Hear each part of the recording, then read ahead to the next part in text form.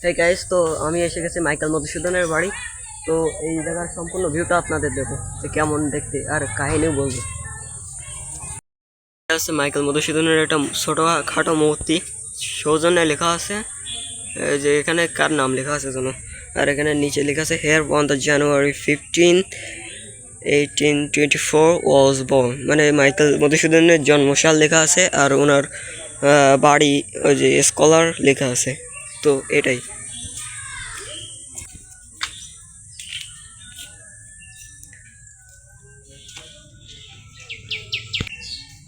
Guys, এটা হচ্ছে Michael মধুসূদনের পৈতৃক বাড়ি, আর সম্ভবত এখানে ভেতরে লাইব্রেরি আছে।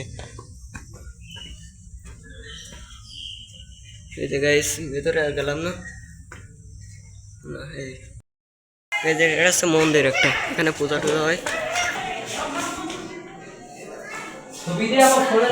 এটা হচ্ছে আলমারি, পুরোনো আলমারি। এটা হচ্ছে পুরোনো দা, টিফিন বাটি, আর এটা হচ্ছে সব আদি আছে। এই যে এটা হচ্ছে ঐতিহাসিক জিনিস সব মাইকেল মতো। এটা হচ্ছে মিউজিক সিস্টেম। এটা হচ্ছে যে টুপি রাখার ব্যবস্থা।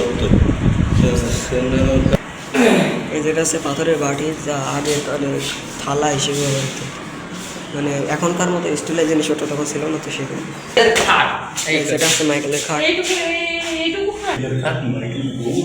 এই যে এটা হচ্ছে ওনাদের বাড়ির আসবাবপত্র।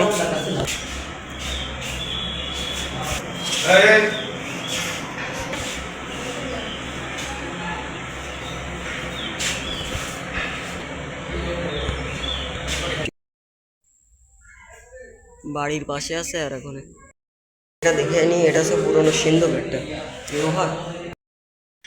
এখানে কিছু পুরোনো জিনিসপত্র আছে, তালা। এই যেটা হচ্ছে সিরামিকের জিনিসপত্র, মানে কোড়ের জিনিস, মেলা পুরোনো।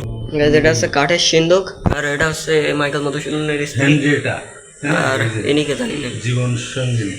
যাই হোক, এই যে দেখুন কত স্টাইলিশ ভাবে গাছ লাগানো রয়েছে। আর এখানে আছে মেঘনাথ বধ কন্যা, জানি না কি। আর দেখুন বহু প্রকারের না, এক প্রকারের এইগুলো গাছ লাগানো। গাইজ, এটা হচ্ছে মাইকেল মধুসূদনের কাকার বাড়ি। আগে একটা বোর্ড দেওয়া ছিল, ওই যে কবির কাকার বাড়ি লেখা আছে এখনো। মেলা পুরোনো বাড়ি গাইজ, দেখে মনে হতে পারে নতুন, আর মাঝে মাঝে ঠিক করা হয়েছে এখানে, আগে এসব ছিল না হয়তো। আর এটা হচ্ছে হয়তো পুকুর একটা, দেখি যাওয়া যাক। এই যেটা আছে মাইকেলের রাজবাড়ির একটা পুকুর। তো এখানে ভালোই, আগে এসে স্নান করতে সবাই আসতো, আর এখন এটা কোনো কাজে লাগে না, তো পড়ে আছে। এই যে গাছে দেখুন কত কাঁঠাল হয়েছে, মেলা পুরোনো গাছ না মনে, তাহলেও দেখুন ভিউ দেখুন এখানকার। সব তো তুলতে পারছি না, কারণ একা, আরো ক্যামেরা থাকলে আরো ভিউ দিতাম।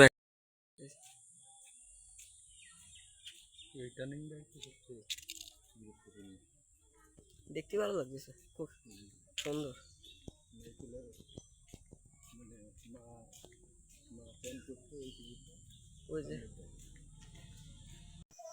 তো গাইস, এটা হচ্ছে মাইকেল মধুসূদন দত্তের পৈতৃক পুকুর। এখানে তার মা আসতেন। এখানে মাইকেল মধুসূদন দত্তের মা কাজ করতে আসতো। তো এই দেখুন, এখানে এখনো মাছ ছাড়া বহু।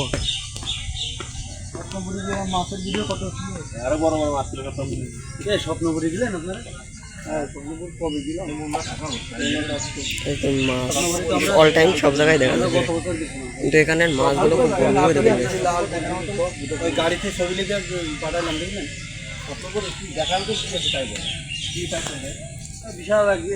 দেখুন গাইস, এগুলো কৈকার বলে এই মাছ। আমি একবার অ্যাকোরিয়ামে বসেছিলাম, কৈকারের সাথে বিভিন্ন মাছ আছে এখানে, জাপানি পুঁটি, এবারে ওই দেখুন রুই মাছ। ক্যামেরা জুম করে দিয়েছে, ওই দেখুন গাইস।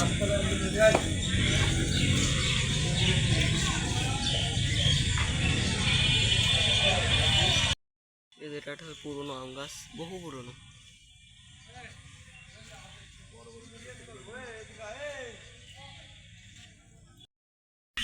এটা আরো একটা বাড়ি হয়তো, আর এটা হচ্ছে ওই যে প্রথমে যে বাড়িটা দেখেছিলাম তার ব্যাক সাইড। আর এই পাশে আসতে ভুলে গেছি, ওটাও কবির কাকার বাড়ি। বেশ পুরনো বাড়ি, কিন্তু দেখে মনে হচ্ছে আজকাল তৈরি করা, হয়তো 200 বছর আগের বাড়ি। কারণ কি মাইকেল মধুসূদন জন্মেছেন 200 বছর আগে, 1800 কত সাল দেখলাম যেন ভুলে গেছি। মানে আসলে কি হয় তা জানি না, হয়তো মিটিং টিটিং হয়, কিন্তু এখন আর আগের একটা স্কুল সাগরদাড়ি।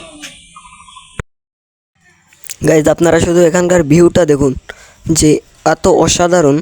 আর এই বাড়িগুলো যেটা পুরনো বাড়ি, আপনারা দেখতে পাবেন যে প্রত্যেকটা বাড়ি 200 বছর আগের, কিন্তু দেখে মনে হবে যে হালিতে বানানো হয়েছে। এটা নতুন বানানো, কিন্তু দেখতে অসাধারণ। এটা জমিদার বাড়িরই জায়গা।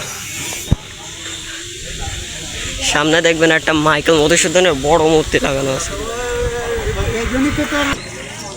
যেটা সেই মূর্তি। গাইজ একটা বিল্ডিং পাওয়া গেছে, দেখুন ডিজাইন কেমন। আমারও এরকম একটা বাড়ি বানানোর স্বপ্ন। এই যে আছে কপোতাক্ষ নদ। সাগরদাড়ি মাইকেল মধুসূদন দত্তের কপোতাক্ষ নদ। আর গাইজ এখানে একটা আম গাছ ছিল, সে আম গাছ এখানে মারা গেছে, তো এখানে আসছে দাঁড়িয়ে, মানে মাইকেল মধুসূদন দত্তরে তো হচ্ছে আপনার তেজপুত্র করে দিয়েছিল, তো এখানে একটা আম গাছ ছিল, সেখানে বসে মাকে দেখতো, মাকে কষ্ট দেখে একটা লেখে, কবিতা লেখে। সেই কবিতাটা আপনারা গেটে দেখতে পারবেন, মানে প্রথমে গেট আছে একটা, সেই গেটটা আমি পরে দেখাবো আপনাদের। গাইজ এখানে নৌকা আছে, আগে একবার উঠেছিলাম, তো এবারও উঠবো। এটা হচ্ছে মাইকেল মধুসূদন দত্তের একটা কলেজ, ইনস্টিটিউট, সাগরদাড়ি, এইখানে।